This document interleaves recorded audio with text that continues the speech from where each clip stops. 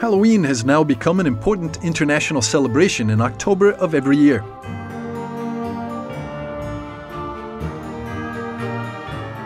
Bats and pumpkins decorate the windows and shelves of many stores. And children dress up in the costumes of their favorite heroes. Now, have all of us at some point wondered whether Halloween is an appropriate feast to remember for Catholics? Celebrations that involve costumes and partying often drift into pagan-like rites.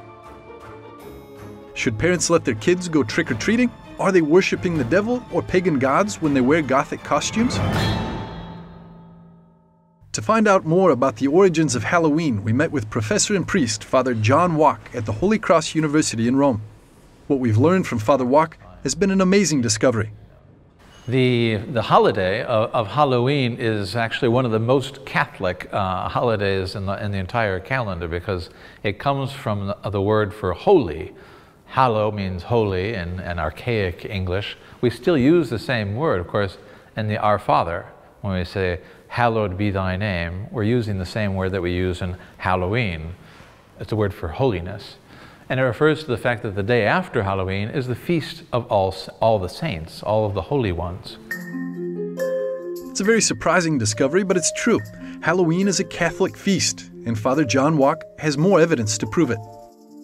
But even the date on which we celebrate Halloween and the Feast of All Saints has to do with Rome, actually. It was a pope in the 8th century who dedicated a chapel in the old Basilica of St. Peter's to all the saints. And he moved the Feast of All the Saints to November 1st because that was the date of the dedication of this chapel in St. Peter's Basilica. If Halloween is a Catholic feast, why then do the celebrations often have to do with pagan and Gothic themes?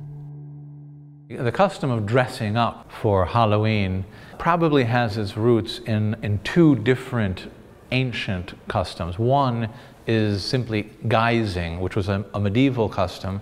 Usually it was done by children who would dress up in different costumes, and they would go door to door asking for sweets.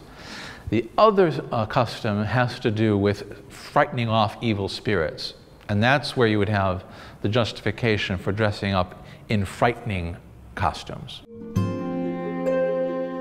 So there are two traditions, a medieval one and a Celtic one, intertwined with celebration of All Saints' Eve. It was probably immigrants of Anglo-Saxon origins who brought these traditions over to the United States, from where the custom of dressing up spread throughout the world.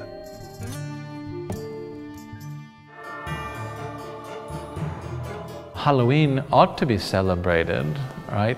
In all its innocence. There's nothing wrong with kids dressing up in different costumes and going around trick-or-treating. It's actually a delightful thing.